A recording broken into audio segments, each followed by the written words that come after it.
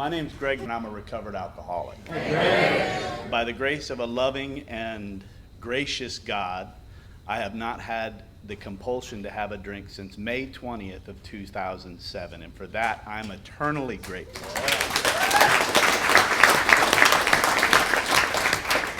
It's always fun to come to these things. The first thing I got to say is I was telling Chev this just before we started here. This has been an awesome experience, working with you guys, trying to get this all sorted out. And I say that because the communication has been beautiful. I have a very busy life. I'm running all over the place, and I have a lot of logistics that I got to keep straight. And there's been times where I've gone out to speak, and I'm, it's the week before, and I'm like, I'm not really sure what I'm doing next week or where I'm going, or, not this time. It was very clear the whole way exactly what was going on, and I just appreciate the board and the staff that did this. It was really, really professionally done. Thanks, Chet. Thank you. Yeah. Thank you. Now, but I'm an alcoholic, right? So.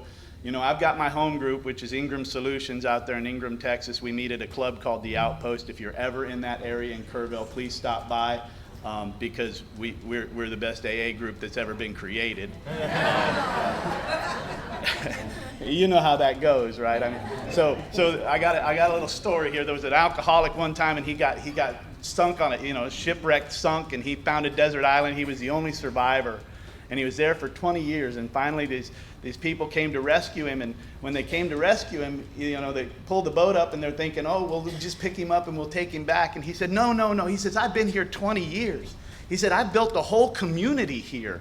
You need to come see it. This is an alcoholic. Right away, he's doing crazy stuff when he got shipwrecked, right? His mind's going nuts.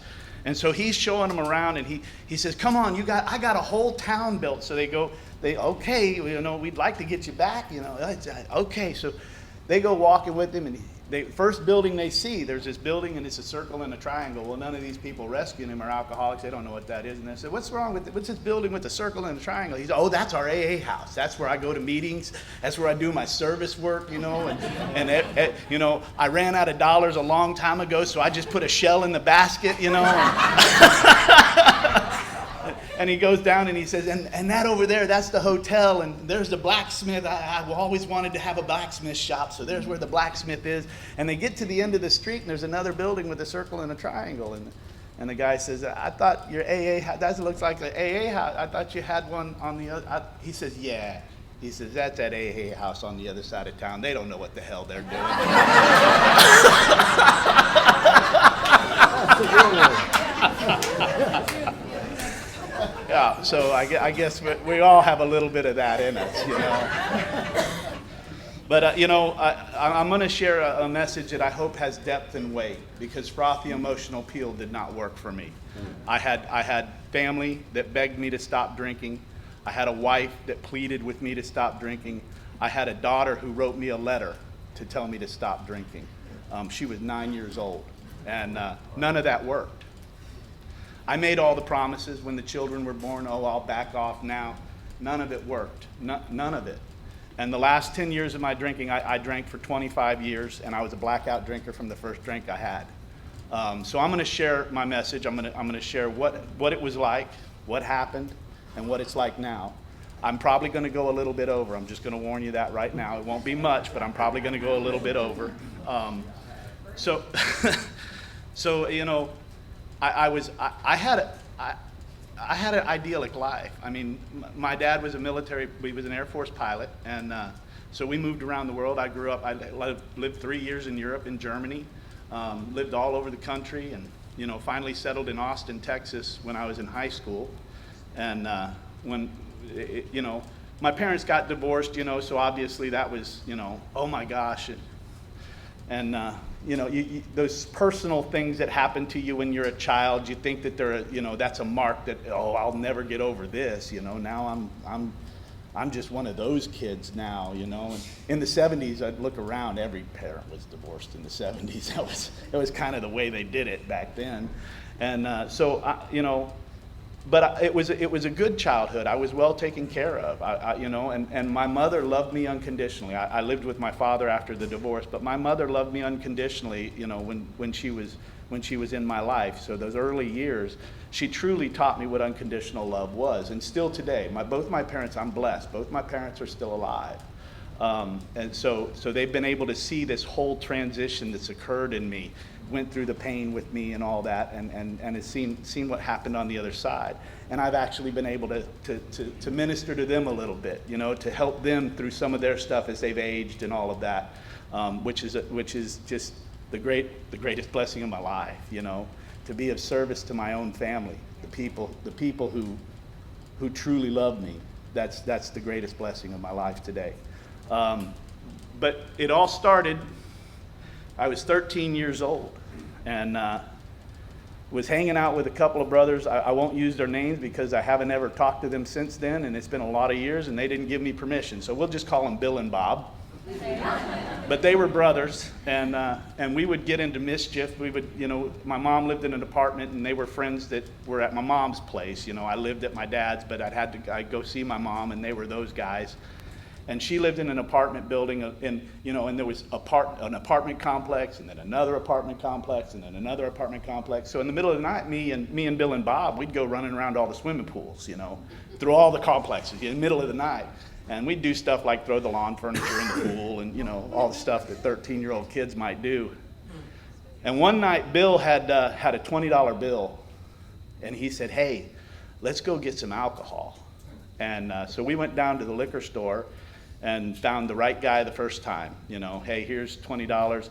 This is a long time ago, so a couple of bottles of Jim Beam cost, they were like $8 something a bottle back then for a fifth. Wow. And so we paid this guy $20, and he was going to go in and get us a bottle and get himself a bottle, and he was more than happy to do that. And so he handed us that bottle, and we did. We walked right around the back of this liquor store. And mind you, this is my first interaction with alcohol. And we take the top off that bottle, and it's just me and Bill and Bob. And we take, Bill takes a drink, Bob takes a drink, and I take a drink. And when I took that drink, it burned a little bit, but there was a tingle that went through my body. And I remember the goosebumps went down my body. And I remember all my muscles relaxing. And it was the first time in my 13 years that I'd felt that happen. And I was like, whoa, it's my first drink. And I mean, I'm having a spiritual experience with this thing. And I watched Bill take a drink, and then I watched Bob take a drink, and they hand it back to me. And I'm not kidding you, this thought is as clear as the moment it happened. I said to myself, you have got to take bigger drinks or you're not going to get enough. Yeah. My mom found me 4 hours later in a ditch, blacked out. Yep, that was my first drink. My experience with alcohol was like that for 25 straight years after that. The only time that I had any kind of period where I was not drinking was when I had joined the Marine Corps. They'd put me on a ship, and I could not get it on a ship. So there were times we'd go across the Pacific Ocean, and it would take 36 days. And I knew how many days it was taking because I wasn't going to have any alcohol. And that was a problem even at 19, 20 years old. So now I figured out ways as I got old. I went on 4 different deployments. So by the 3rd or 4th deployment, I've kind of got it figured out. We're not going to go 30. So we might have to go 12. But because I'll run out. But anyways, so I'm in the Marine Corps now, and that's where I kind of went pro. That's kind of where, because this was a different time in the world. They actually, once you got on a military base, you were allowed to drink when you were 18. So while the rest of the world out there is drinking at 21, we're drinking at 18. I figured out later they probably did that just so that we would not go out there and we would stay on base where they could contain us and hit us with batons and billy clubs when we got out of control, which they did. But that was my experience, and alcohol just became an absolute piece of my life. And when I say an absolute piece of my life, I mean like it was just so natural and so much a part of what I was and who I was. I had, for some reason, I had joined the infantry. I'd guaranteed myself the Marine Corps infantry. I guess it's the thought of honor and glory and sacrifice, that was in my heart, but it was misguided, in my opinion now, looking back at that poor kid. And it was self-destructive. I was definitely, if you ever saw, Forrest Gump, I was Lieutenant Dan. I was going to combat to die in combat so everybody would think good of me. And that's real. That's really who I was. I thought, well, I'm so worthless. If I do something heroic, at least the memory of me will, when they talk about me, they'll, oh, such a sad story. He gave up his life for us. That's delusion, right? Well, the reality is I was in combat zones twice. And the reality that I saw there was quite different than what my mind had told me it was. And I became aware very quickly that this was not for me. and that I was going to be a lover, not a fighter. And I'll say this and then I'll move on from this part of the story. If you're a veteran out there, if you've been in combat, if you've seen what I've seen, if you know what I know, and even if you don't, nobody comes back from combat. Not a single person who goes into that comes back, because the person who comes back is forever different. So that kid who went off, he died in that period of time, and somebody else came back. Well, the person who came back was blacked out for 15 years after that. And during that blackout, I got married. I had 3 kids. This was a high school sweetheart, the true love of my life, forever love of my life, bonded and sealed for eternity. But it was a. This is where those frothy emotional appeals begin, because she saw something in me that I didn't see, and I really wasn't worthy of it, and that made me hide even more. The way I drank, so I kept a job the whole way through. I never lost, I got laid off from jobs and stuff like that, but I was always kind of employable. But I'd ended up in a situation there near the end where I was underpaid, overqualified, and in a back room, perfect, right? I come in, because I would get up, and throw up every morning. I would get up and I'd throw up. And I thought that was normal, I think I've thrown up once, maybe twice in 17 years, and I literally threw up every day for 20 years, thinking, well, that's just the way it works. You wake up, you got to get all that stuff out of you, and then you get on with the day, And so then I'd get to work and, reeking like I did or whatever, and I'd be in a back office and everybody'd just leave me alone because I was mean and a bully. So I was pretty much left alone to do my work, which was substandard. And by 2 or 3 in the afternoon, I'm not even thinking about work anymore. I'm thinking about getting out of here so I can go continue doing what I really want to do. And I would get in the car after work, and I would. there were 2 or 3 liquor stores by my work, so I would change it up every day, which one I'd go to, and I'd get a pint. So right after work, I'd get a pint because I had a 45-minute commute home. And so I'd get that pint, and that's what I drank on the way home.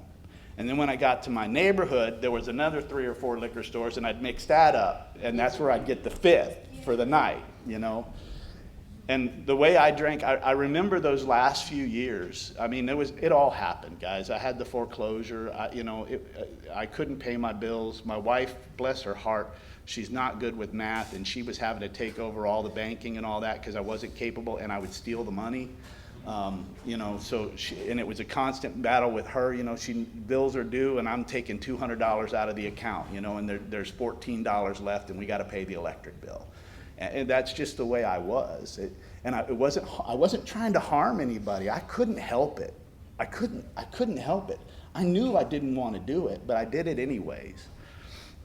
So I'm I'm pulling all this together and trying to keep the wheels on the road, trying to produce this life that I believed we were supposed to live. The house, the kids, the dogs, the swing set in the back, put all the pieces together, and then life will be okay. That was my thought. And even when I did that, I did it a couple of times before it got torn down, and I'd try to do it again, and it'd get torn down. But even when it was happening, when I had all those things that had the signs, outward signs that I'm doing okay, I wasn't okay. And those last few years, I remember I was drinking against my will. I didn't want to do it anymore. It wasn't providing me the relief. That's the thing about alcoholism. And I'm going to just real quick, and then I'll get back on the story. When that first drink of alcohol, that tingling, that magical feeling, the spiritual experience I had, I was trying to recreate that every time I took a drink. And every time I took a drink, that experience got further and further away. It was more foreign, I couldn't catch up to that, and it was like that. My sobriety has been exactly the opposite. Day 1 was a miracle. Day 30 was better. Day 90 was, oh my gosh, and a year later I'm like, how is this happening? It can't get any better than this. I'm here to tell you guys, the last few years of my life, I was in my 40s, and I was like, the 40s are your best decade. Now I'm in my 50s, I'm like, the 40s sucked. I didn't even understand what was going on yet. So I'm nearing the end of this, with the I know it's coming to a close. I know this is ending, and my assumption was that it would end with a bullet in my head. That's where I was, and that was my assumption. And I just figured it would take a few years for me to get to the place where I actually did it. Now, a year before I got sober, I was desperate, and I went to see my doctor. Now, my doctor, Dr. Holly, I'll use her first name because I couldn't pronounce her last name. But she was our doctor. My wife found her when she got out of medical school. She joined a practice, and we were literally her first patient. She took us on as her first patient, me and my wife as a couple. And then my wife, when she was, as she got pregnant, she was the doctor for our children as well. And so we developed a pretty strong relationship with this woman. She felt the same about us as we felt about her. We were glad she was in our lives. We were glad that we had her as a medical guide, and she was appreciative because we were there from the very beginning. So I'm sitting there and I'm thinking to myself, well, I've got to do something about this. I'll go see Dr. Holly. So I go see Dr. Holly. Now, mind you, I'd been seeing her maybe 9 or 10 years at this point. And I go see her, I made an appointment, and I go in, and she says, so what are you coming in? Because I was the one who never went to the doctor, why would I go to the doctor, And so she said, what are you here for, Greg? You feeling sick, or is something going on? And I said, well, Dr. Holly, I think I drink a little bit too much. And she said, oh, let me go get your records. And so she goes and she gets my medical records, and she comes back in. Now, you remember when you start going through a doctor, there's a form you fill out. Do you had previous surgeries, you got allergies? Well, there's a question on there, how many drinks a week do you drink?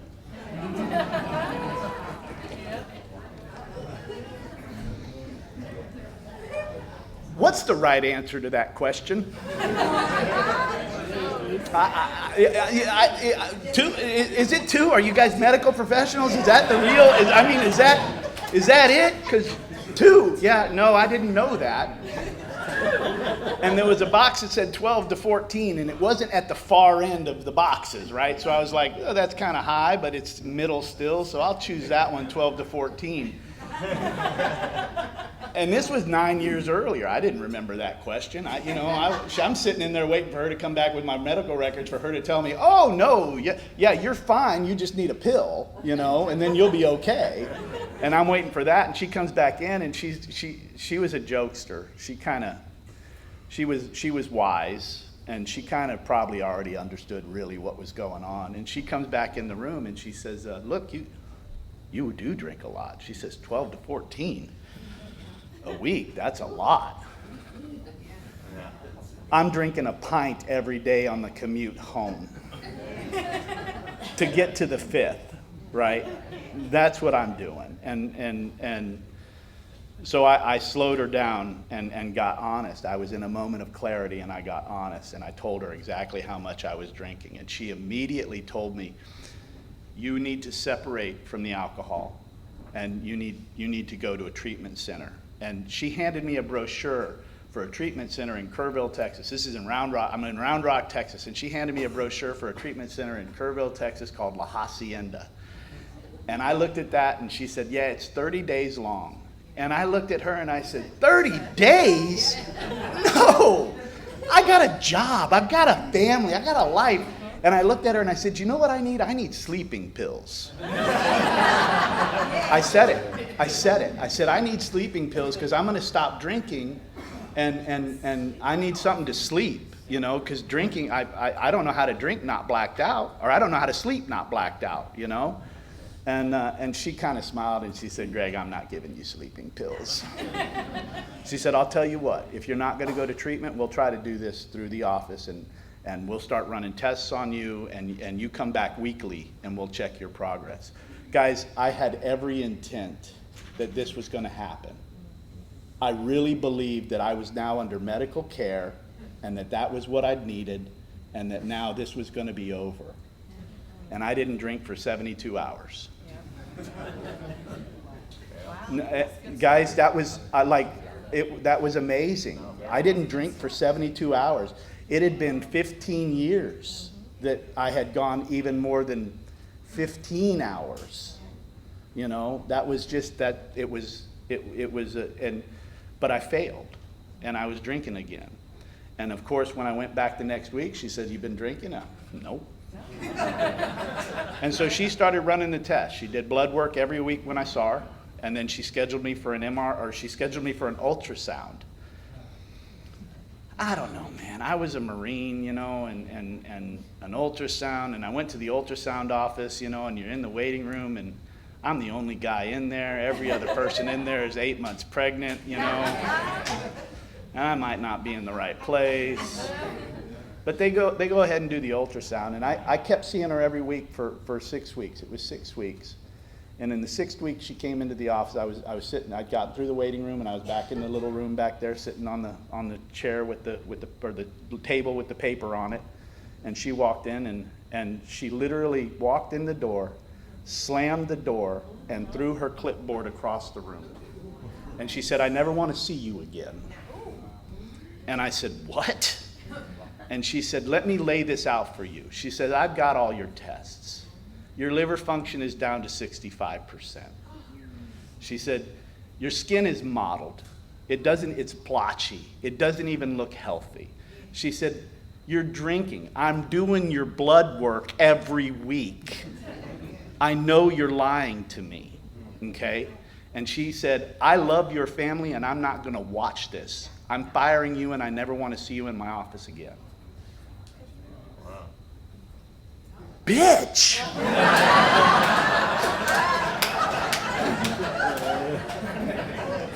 Right? Like, what about the Hippocratic Oath? You're going to help me, right? I mean, come on. And she laid it out very clearly. She said, "Greg, they are not going to write alcoholism on your death certificate. They're going to write liver failure, heart failure, or something clinical that's going to actually be your death." She said, "But you have 5 to 10 years left, and you will be dead at the rate you're going." And I listened to her, and when she said that and fired me, I left her office and I walked out. It was about 10:30 a.m. in the morning, and I walked out to my car that didn't have air conditioning, wasn't registered, wasn't insured. And as I sat down in the car, and I thought about what had just happened. And I'm 37 years old, and my head went, not everybody lives to be 78. You had a good run. You've seen a lot. It's okay. Maybe you'll see your daughter graduate from high school. You won't see the boys. You won't see them graduate from high school. There won't be any weddings. There won't be any grandkids. But you know what? That's okay. I can deal with that. And I drove out of that parking lot to a liquor store. From that moment on, the next 10 months, I was drinking to die. and it changed. My drinking changed. I knew the direction I was going, and I knew what was going to happen, and I wanted to accelerate the process. Right? I mean, I wanted this to be over. And I would drive home, and Austin had these big overpasses, huge, 120, 180 feet in the air. And there were places where they were open, and I used to think you could just drive right off, and this would be over, you know. And those thoughts were in my head all the time. I went hunting with my dad every year up in South Dakota for pheasant, and I used to look for barbed wire fences that I could crawl through so that I could shoot myself with the shotgun and everybody think it was an accident, because I was obsessed with the insurance paying out so that my family would be taken care of. I didn't want to be a suicide, you know what I mean? I didn't want there to be a record that I'd killed myself. So I kept trying to strategize how to make that happen. And finally, it got to the point where, you know, in that kind of drinking, you can imagine what my internal condition was like and where I was at. It was really getting bad at home, and finally my wife said, "You have to go. You can't be in the house. You know, you've got to leave." And so she called my father, and he came and got me and took me back to his place. So, you know, we all have different bottoms. You know, my bottom was on a couch in a condo on the #1 tee box of a country club. But it was my bottom. You know, that was a real bottom. I was 30, almost 38 years old, and that was, it was horrifying what was happening to me. You know, I was under the care of adults at that age. You know, and I understood that I was a complete failure, you know. I got a DUI. I'd not had any DUIs or any kind of trouble. I had trouble with the police, but that was all just belligerence. Actually, I'd had quite a bit of trouble with police, but I had one of those faces that they didn't want to put in jail. I did. I'm not gonna belittle it. I did some stuff that I should have gone to jail for, that I should have been prosecuted for, and for whatever reason, I wasn't prosecuted. But that DUI, they came at me hard. They were mad. The prosecutor was mad. And anyway, so after that DUI, I was ready to die. It was time now, and I did. I put a gun in my mouth one night, and didn't have the courage. I didn't have the courage, and I was ashamed of not having the courage to do it. You know, it was, what is going on with me here? And so the next day, my dad was very well aware of not that I'd put a gun in my mouth, but it was very clear what was happening to me. So the other thing is, my dad at this point was my dad's an amazing guy. He was an Air Force fighter pilot. He did 22 years. Then he was an accident investigator, because he had a bird strike in the Air Force, and they made him chief of safety. So he learned how to investigate accidents. If you crash an airplane, they make you chief of safety. That's what I'm like, that's wild, you know. So he learned how to investigate aircraft crashes and all that, which made him valuable when he got out to the law firms who pursued cases against airline industries. So he would go investigate aircraft crashes for these lawyers, and he'd also fly them around. He did that for another 20 years. So when he was 66, he joined the Travis County Deputy Sheriffs. 66 years old, he's kicking in doors at a crack house, and that's not a lie. He was doing that.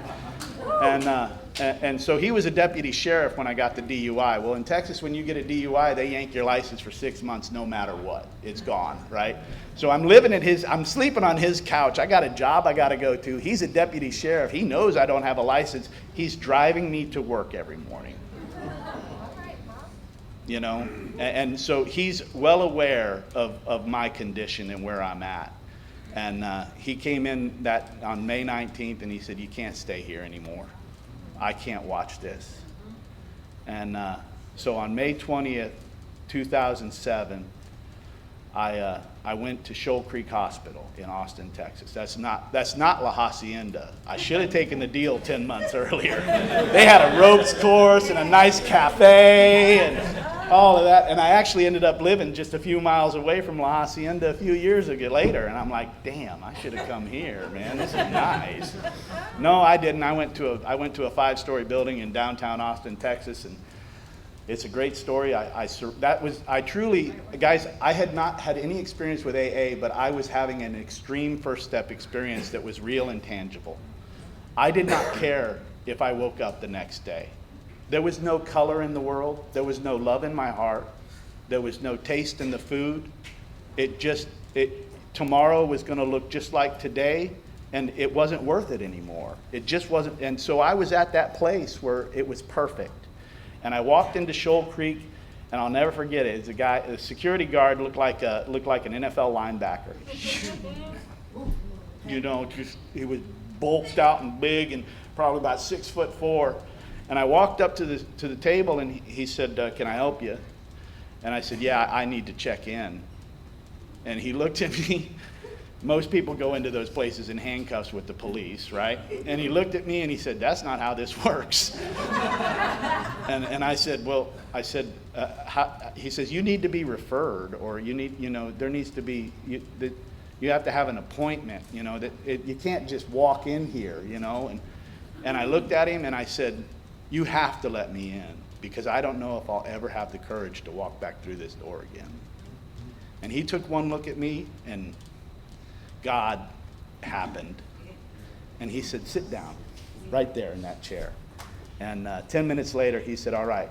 He said, "Go through the metal detector, go to the elevator, push the button, go to the 5th floor." And I did. And I went in, and one thing that I noticed is that when I got off at the 5th floor, there was no more buttons. You couldn't. It didn't work the reverse way, right? I'm now in there, and it was a couple days. They detoxed me, and it's a couple days, and I called my dad at one point, and I said, "Dad, you need to come get me." And he said, "Well, why?" And I said, "These people are crazy. I'm in the wrong place." And I truly was in the wrong place. This was a mental health hospital for people with extreme mental health problems. These people were disassociated from reality. Now, I was not disassociated from reality, but in my mind, I was still cognitive, able to tell, well, I'm not talking to the wall, But he was a wise man, and he said, "I think you're right where you're supposed to be." I had one counselor who handed me a big book, and she said, "I think this is your problem." And they actually diagnosed me with alcoholic psychosis, and I do not disagree with that diagnosis, because if you read what psychosis is, I was psychotic, and there's no question in my mind I was alcoholic. So they nailed it. They knew exactly what was wrong with me clinically, and she handed me a big book, and she said, "I think this is probably going to be the only thing that helps you." And I was 2 weeks in there, and then it was time to be released, and I was petrified. I had gone 2 weeks without alcohol. I had been physically separated. I had detoxed, and I knew that if they let me out before 9 p.m. that I was going to go straight to the first liquor store. There was no stopping me. And I told her that, and she said, "Well, then why don't you go to this place?" And she handed me an address to a 24-hour club. And so I went to that 24-hour club, and I walked in the door, and I walked out on the back porch, and there were 3 guys sitting at a bench, right? And they had books, and they were sitting there, and they were talking. And when I walked out the back door, they all looked up and looked at me, and they all said, "Hey, how are you?" And I looked at them, and I said, "I'm not good."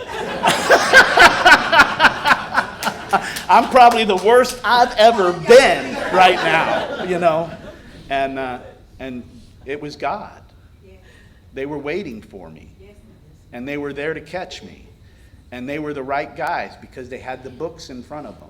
And within 10 minutes of talking to these 3 guys, I knew that they understood what I was. They explained it to me. No one had ever been able to do that. It was such clarity. And I knew by looking at them that they must have had it, but it wasn't on them. Their eyes were clear. There was joy in their presentation to me. And I didn't understand that, but I believed that they did have some answer. One of those guys was 6 months sober, one of those guys was 4 months sober, and one of those guys was 42 days sober. Do not ever think that you don't have enough time in this program to carry the message. Yes, sir. The guy who was 4 months sober became my sponsor, and he didn't know anything. He'd just gotten through the work himself. But he knew that the work was right here. And so we sat in the back of that club because I had nothing but time. My employer, I'd gone to a nut house. My employer had released me on Family Medical Leave Act. I had a lot of time. My dad didn't want me at the house. I wasn't allowed to go to my wife's house. Let's do this, right? And so we read the book word for word, he and I. And when it said to do something, we did it. And it was a very short period of time. The first 30 days are so difficult. You know, the first 30 days, I remember how difficult. My car seemed to have a mind of its own because I knew where every liquor store in Austin, Texas was. And I'd be driving down the road and my car would change lanes. And no. There was one time in that first 30 days where I actually pulled into a liquor store parking lot and parked my car. And I was sitting there about to cry, and I called my sponsor and said, I don't know what I'm sitting in front of a liquor store. And he said, well, come see me. And so I drove to see him. He saved my life, carrying a message. He saved my life. David S. is his name, in Austin, Texas. 4 months sober he was when he picked me up. That was 17 and a half years ago. His sobriety birthday is coming up just a few weeks from right now, and then mine's in May. You know what I'm saying? He's still sober, and I'm still sober. And at the time, he was this guru. Our sober dates are so dang close together, we can almost pick up a chip together. You know what I mean? Now, you put some time by it, and it's like, wow. But he kept working with other people, and he stayed sober. I'm trying to get what... So I did the steps. And I want to tell you about the steps. There's magic in these steps, okay? And the magic is there's two parts of it. I shared last night at a meeting that I love the people that I met in this program. Those first three people that I met, David and my two friends there, and then the next person I met was me. And I met me in my fourth step. And I had a real experience around my fourth step. It was... And my fifth step, it was very, very impactful for me. And I realized who I was and who I had been for 38 years. It was all on paper, and I couldn't deny it. It was my writing. And then him walking me through my part of it and where my delusions were, and I was open to all of it. And he kept talking about fear. I did not like the word fear. I was in the Marine Infantry. I fought, you know. People shot at me, you know. I got blown up. I wasn't afraid. What are you afraid? I'll kick your ass. You know, that's who I was. And I found out during my fourth and fifth step that all that rage and all that anger had been fear. It became very clear to me that had been fear, and that my mind would not allow me to emotionally feel fear. So it was a switch, rage, right? And that hit it. So if you're angry in here, if you're new and you're angry, it's okay. It's okay. This can happen. But what he explained to me was that as that was happening, the grace of God fell upon me, because what he explained to me as I was looking at this, I didn't like what I saw. I didn't like who I was. And he said, welcome. Welcome. He said, now we can do something about it. And he said, your soul just woke up. You've been running on your mind and body your whole life. You used your body to prove to everybody how strong you are and how invincible you are. And your mind has been telling you the whole time that this is the way this works. And he said, and you've never had your soul awake. And now we woke up your soul, and your soul's able to look at what your mind and body's doing and saying, that's not okay. Don't lose your soul, because that's now the guide for you for the rest of your life. You've got to now learn how to work your mind, your body, and your soul together. You're awake for the first time. And he was right. I had woken up, and that struck me, and I became very obsessed with trying to build my soul like I had built my mind and my body up to that point. I was desperate to do it. So God bless him. And for everyone out there, it's so beautiful. The mind and body are finite. They're going to end. They're just dust from the stars. And it's going to go back to the universe. But your soul is eternal. And I know this to be fact. I know this to be fact. Your soul is eternal, and there's nothing to fear.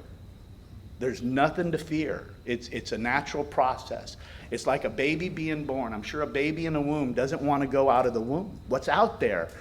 My food is in here. Everything I need is in here. Out there, and a baby's thinking, I'll just die. As soon as I go out, of course I'm going to die. My life support system is gone. No, it's just a transition. And as I come to those realizations, as I come to those realities in early sobriety, I'm realizing, oh my gosh, 5 months ago, I wanted to die and I didn't have the courage to do it. Now I don't have any fear of death, and the last thing I want to do is die. This is weird. So I'm sober now, a few months.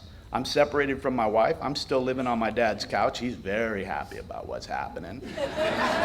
He is. He's very happy. And he stopped drinking too. This is a man I saw take 2 drinks in 30 years, but he's making a big deal about how he's going to quit with me. Thanks, Dad. So, but my marriage is still broken. And I'm starting to wonder, do I get a divorce lawyer now? Is this over? I don't know. And I just kind of left it all in God's hands. Well, God took care of it for me. I had to go pay for that DUI, so I went to court. Now, up until this point, I have complete faith in God. I do. I believe in God. I believe He saved me. But I haven't reached that point where I've stepped into the trust. Right? Look, I'm all in, right? I'll pray, and I might get a little direction here or there, and that's nice, good suggestion. I'm going to go ahead and do what I'm doing, and I had a lot of grace in early sobriety, right? The obsession was removed at about day 45, and I just stopped thinking about it, and I was doing what I was doing. So I go into the courtroom. First I told my lawyer, such a surreal experience. Of course, they have me on tape for my DUI. Right, the cop has got the recording, and so the lawyer, he pulls me in, and we're about to have our first hearing, and he calls me into the office, and we go into the office, and he's getting ready to watch the tape, and he says, "This is going to be a tough one, Greg." And I'm like, "Why is that?" And he goes, "Well, the officer who pulled you over is the premier DUI instructor for the police in Texas. He's taught like 1,300 classes on how to identify a drunk." Okay. Well, it wasn't hard. The lawyer starts playing the tape, and I'm like, well, that guy's drunk. You know what I mean? I'm in full blackout. I hardly remember it, But it was so surreal because it's only been, so this is in August, and May 20th is my sobriety date. And it's August, and I'm looking at this tape, and I realize that's my car. That's me. Those are my shorts. I still have those shorts. I still have that T-shirt. That is me. I don't even recognize that person. This is just a few months earlier, and I don't even recognize this person. And I'm having an out-of-body experience watching it. But I was at my amends process in my steps, and I turned to my lawyer, and I said, "Look, I'm guilty, and we're going to plead guilty." And he's, no. That's not how this works. Everybody keeps telling me how things don't work, And I said, "I'm sorry, this is my decision." And he says, "Well, we're just having a hearing." And I said, "We're going to plead guilty at the hearing." And I did. And before we went in, everybody told me, I was in AA. Everybody, it's my first DUI. Everybody, you get probation, a year's probation. Yeah, they're probably going to tell you got to go to meetings, which I'm doing every day anyways, right? And I'm like, okay, yeah, we'll plead guilty and I'll go through this. Well, we get into the courtroom. And before we go into the courtroom, I sat outside on the bench, and I said a little prayer, and I said, "God, whatever it is your will in this court, I want you to execute your will." And of course, in my mind, I'm thinking, God's going to come in and save me. They're going to say, because I'm doing so good, God's going to be like, He's good. Let's. Well, the prosecutor brought out my file. Remember I told you I was a face that they didn't want to send to jail? That file had some stuff on it. He had stuff on there that I didn't know they had. He went through it all with me. And, they suspected me of stuff that I'd actually done that they never approached me on. I didn't know they knew that I did it. And this goes back into high school, and all those times. And it was quite a bit. And you put together a life like that and you don't think about it. You don't think of all the things you did wrong or all the times you got crossed and all that stuff. And I'm just blown away. He's bringing up stuff that I'm like, oh yeah. I did vandalize that house. I didn't know you guys knew that.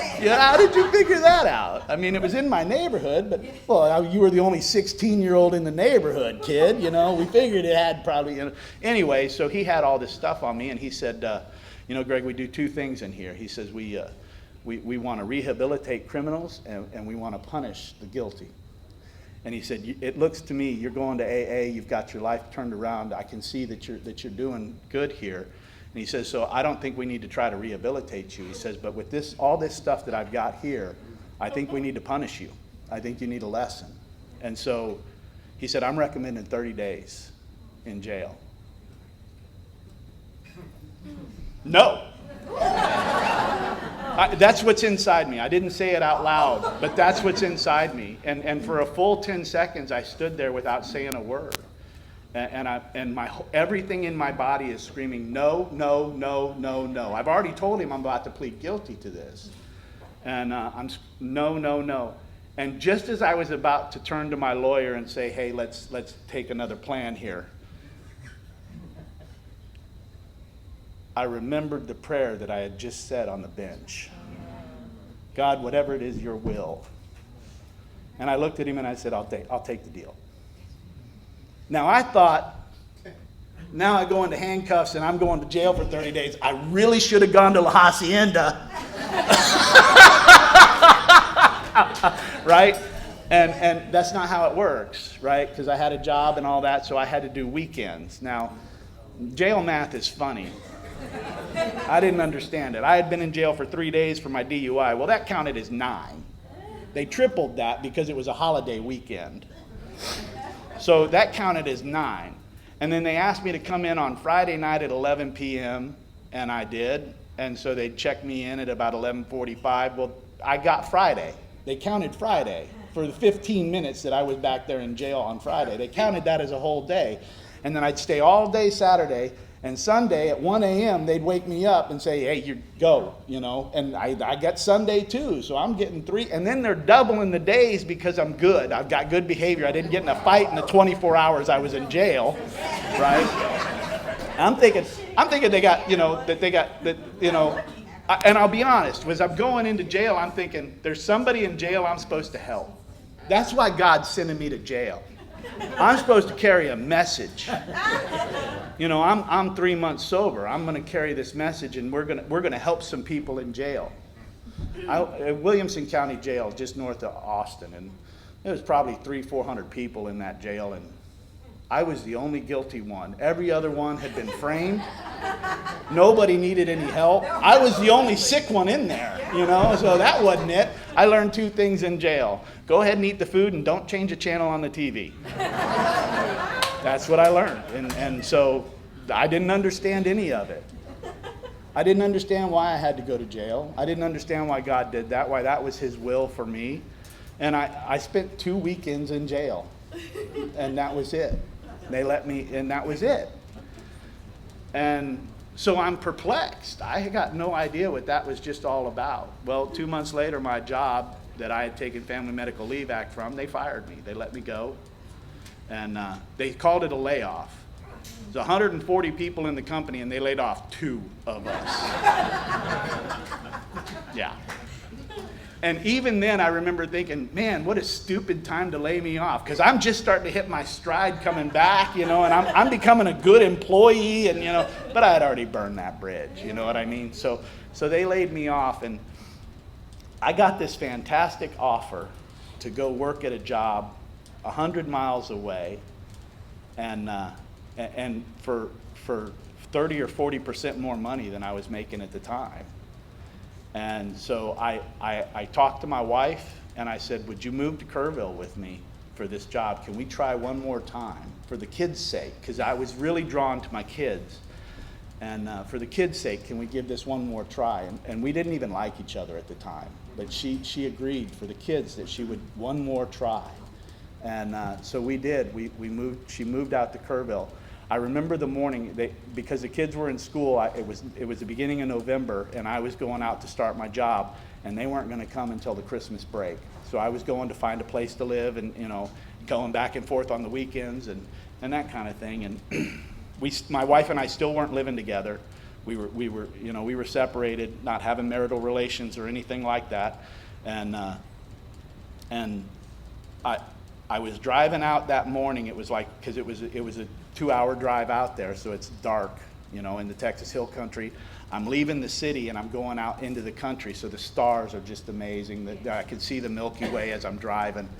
And I remember just looking out at the stars, and my experience around the spirit of the universe, that's where God came to me, was standing out looking at the stars and contemplating how big and spacious everything was, how insignificant I was, and the fact that I'm having this experience proves that there's a spirit of the universe, right? That there's no other explanation. That was my scientific way to get to a place where I could understand this.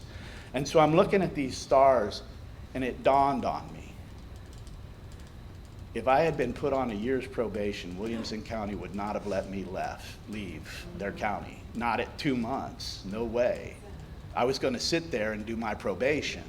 And this opportunity had happened to bring my family back together, to improve my quality of life, to get a better job, to begin a real career that I had not really worked on at this point. All of that was happening. And the whole thing about the job is I was in conscious contact with my Creator, and I was being drawn to this place. There was no question in my mind. This was God directed. I was supposed to go do this. I was supposed to ask my family to come. There were blessings coming my way, and I didn't understand them. And I'm driving out there, and I realized that's why I went to jail. None of this would have happened if I hadn't had that moment where I trusted God. So I never had the bright light experience. It was always looking back and going, oh my gosh, God's doing for me what I can't do for myself. And I never stopped trusting God from there. If I felt directed, I did it, even if it caused me harm and pain. I was no longer worried about that, because what happened to me in Kerrville is the most amazing story ever. My family was reunited. Within a few years, I had this, in the AA community, I was the family guy who had the beautiful family. The kids loved him, the wife loved him, everything. How did that happen? That was not, I was completely not capable of any of it a year earlier. And now here, not just was it happening because I was really doing the work. Somebody said, hey, you got to carry this all the way. I had a wife and 3 kids, guys. I had to be recovered in my house, not just at the meeting. I had to be recovered in my house. And I was young at it. I didn't understand it, but I had good direction, good sponsorship, obviously, good sponsorship. So this journey begins. My family's coming back together. My sponsor last year said, sit down. He told you guys, sit down and get a job. Well, I became the H&I director for our district. I'm just a few months sober, and I'm coordinating all the H&Is in Kerr County, which we've got a lot of treatment centers. And those meetings to sign up for H&Is, there'd be 40 or 50 people at those meetings just for an hour to sign up for H&Is. And I'm the one making it, and it was a lot of pressure. Everybody wanted this meeting. Everybody wanted to take that. And, I'm having to decide who's going, who's staying. It felt like a lot of power. People wouldn't show up to meetings, and I'm having to go cover them. I'm doing 2 or 3 H&Is a week just anyways, right? And I've still got the family at home. Those H&Is saved my life. I didn't have a sponsee until I was 2.5 years sober, and my first sponsee didn't stay sober. So I wasn't sponsoring people. The H&Is were what got me into this thing and got me talking about steps 1, 2, and 3 and got me working with the new people and all that. So even if you don't have a sponsee, if you're having trouble finding a sponsee, find a place to be of service. It'll work. It'll work. You need to get out of yourself That's what it's about. So I'm doing the H&Is as much as I can. Where are we at here? Hang on. I told you I was going to go over. I am over already, so I've still got a little bit left to do. I promised you I'd go over. We'll do about 5 or 7 more minutes here because I still got to get to what it's like. So my family, the blessings of my family were almost immediately. God had put family on my heart when I was a kid. I'd promised myself when my parents got divorced that I was never going to do that I wasn't going to do that to my kids. And so that was weighing on me when I was putting the family back together. And I really wanted to be a good father and a good husband. I was a better father than I was a husband. And that's just the truth. There was still a lot of resentment and anger, with her. But we were able to work through all of that and raise those children together. And today I'm blessed because through that process, I found my true love. When the kids had moved out, I turned and looked at her and realized this woman's given me everything. Everything. She bore my children. She raised my children. She never left my side. She never quit trying with me. And now here I'm living this wonderful life, and she's still here. And she's had all these different people that she's been married to, and I've been married to the same person the whole time. And my marriage today is my most valuable possession. I don't know what I'd do without it. That's my truth. And like I said in the beginning, bonded and sealed for eternity. I believe that when we pass out of this plane into the next plane of existence, that our two souls will not be separate, that they will be one thing, and that's how the rest of eternity is going to look for me. And I'm looking forward to it.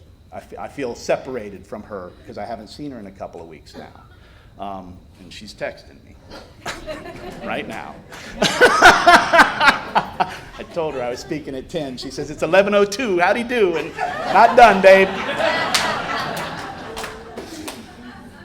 So I'm bonded and sealed with her, but I want to talk a little bit about amends, right? The amends process was so important for me because when I got into this program, I'd had a foreclosure.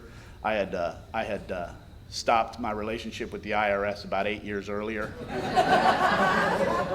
They were at the point where the letters were saying, okay, men with guns are coming next. So you better straighten up. And I told my sponsor, Chris, the guy you saw last year, I told him, I said, I got to declare bankruptcy. And he laughed, and you're not declaring bankruptcy, you're paying them all back. And I was like, I can't pay them all back. It's 6-figure stuff, seriously, it's 6-figure stuff. And he says, no, you're going to pay them all back. And so I began the process of paying them all back. I called the IRS, I started to work out a deal with them, and it took me 4.5 years. I moved my family into a double-wide trailer. My career was advancing, so I was getting paid more and more, and we didn't have cable because that wasn't my money. It was their money, and I had to get it back to them. And so I learned how to manage money through paying my financial amends. I learned what I needed to live on, and I learned what I needed to do, and I also learned that none of the money was mine. As I would need more money, God would provide it. And I began to understand that this was God's money, and as long as I was doing what I was supposed to be doing with it, that He would continue to bless me to manage more of His money. And that's exactly what happened to me. And that's not a promise that it happens to everybody. That's an experience that I had. And so I'll never forget, the last check I had to pay was to the IRS. I'd made all the credit cards paid off. I'd done all this stuff. The last check I had to pay was to the IRS, and I'll never forget that day driving back. Because I drove down to San Antonio to the IRS office to sign this check. It was the last one, baby. And I'll drive 2 hours because this is it, You know how many 10th step calls I had to make after writing those checks for 4.5 years? Golly, I still don't like the government. I'm not kidding about that. It's always on my 4th step inventory. And so I drove down there to write this check, and as I was driving back from San Antonio, cell phones were kind of a new thing. And 2011, 2012, I hadn't sent a text yet. I still had a flip phone. But I'm on my little bit, remember we wanted little bitty phones back then? I had my phone literally, it was like 2 fingers, And I was on the phone the whole way back, calling people, just sharing the joy, the victory. I was free. I was free. I was free. That thing that had been holding over me, the reason that I wasn't looking at mail, the reason that I wasn't answering the phone, all of the things, I was free from it. God had found a way to get me out of it. And now, this money that I had been using to pay all those people back, I could now do the right thing with it. And I bought my wife the house that she'd always wanted. And my daughter was mortified. She'd never have friends over because she lived in a double wide. So she never wanted to have her friends over. And when we bought that house, one of her best friends lived in the house across the street. They had just bought the house across the street. And so she had a ready friend across the street and an appearance that was acceptable to her going into high school. My boys, not so much. Mom wouldn't let them pee off the porch anymore. They didn't understand that part of it. There were no snakes to kill. We were in a subdivision now, you know, they were like, well, this sucks. And why'd you do this to us, Dad? What'd we do? But I share that with you because I don't want you to be discouraged about the amends process. Great things come from the amends process. My lessons came from the amends process. And I'm going to finish it up now with the promises. This is the last thing I'm going to tell you about. These promises, guys, they're real, okay? I'm not a stupid person. I was always kind of smart. I stopped going to school when I was in 8th grade because I was bored with school. I barely made it out of high school because they couldn't keep me engaged. My mind was too active. I was writing research papers about Albert Einstein with bibliographies, and I wasn't studying. You know, it was easy for me. So when I came into this program and somebody said, yeah, but can you comprehend the word serenity? And I'm like, of course I can. I know what the word serenity means. I could not comprehend the word serenity until I did this work. And then I could comprehend the word serenity, and I understood peace. And once I had that, that was way better than those tingles that I got from that Jim Beam. Way better. Because this was something real that I could carry around with me. More importantly, it was something that I could share. And that was an amazing thing. I became useful to my fellows. I became respectable in the community. I became employable. I became a servant leader in corporate America. And my career has taken off. Today I'm the Global Quality Director for GE Vernova. I was just in Madrid, Spain, doing our strategy session with our 65-person team from all over the world, and I'm facilitating the whole thing. And the only thing I can think about is how am I here to help these 65 people who depend on me to lead them through this maze of changing world and energy production and all. That's where I live. And through living like that, through practicing these principles in all of my affairs, I have been blessed by God at each step. And I'll warn you now, it's hard to manage God's resources and God's people. It's taxing. And if you're doing it correctly, you should lose sleep.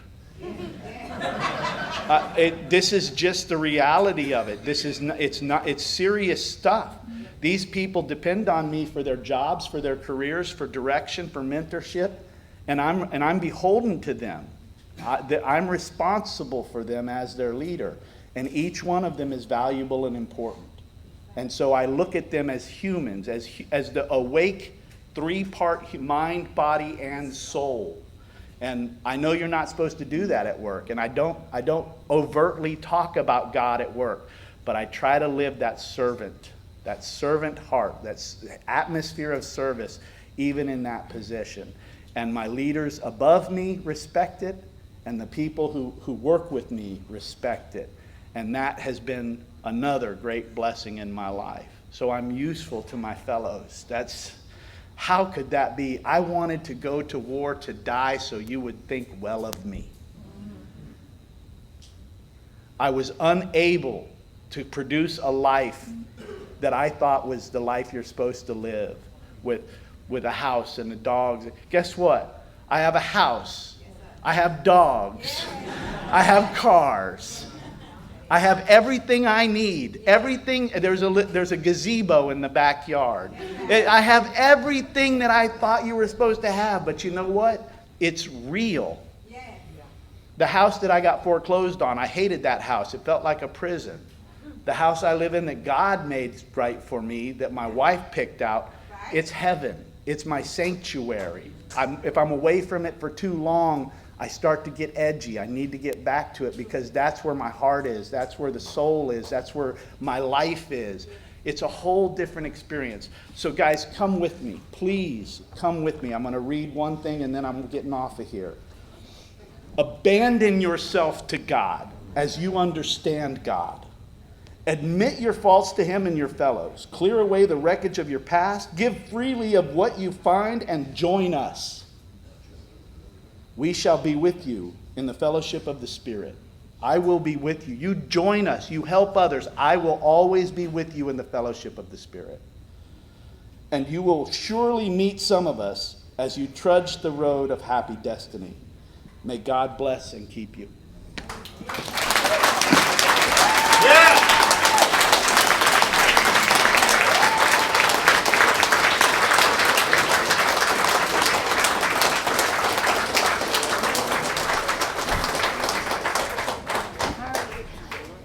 Thank you, Greg. Thank you.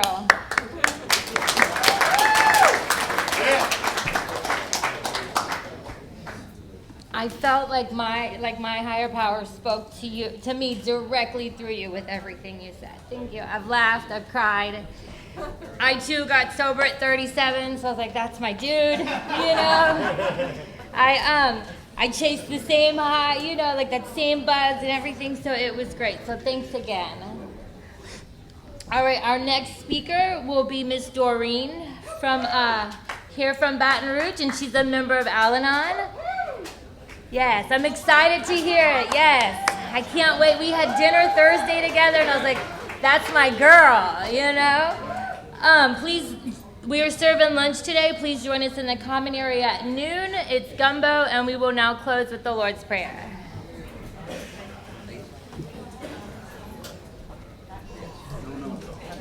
Yes.